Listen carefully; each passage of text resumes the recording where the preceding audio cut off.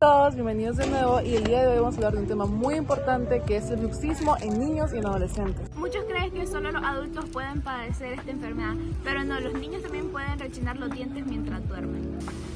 En los más pequeños puede estar relacionado con la salida de dientes, con ansiedad y estrés académico. En adolescentes puede deberse a la presión académica, el estrés o incluso el uso de los brackets. Las consecuencias pueden ser desgaste dental, dolor de cabeza e incluso problemas para dormir bien. Por eso los padres deben de estar pendientes, ya que si escuchan ruidos a la hora de dormir o notan desgaste en los dientes de sus hijos, es hora de visitar al odontólogo. En temprano se pueden prevenir las complicaciones y mejorar la sonrisa de los niños.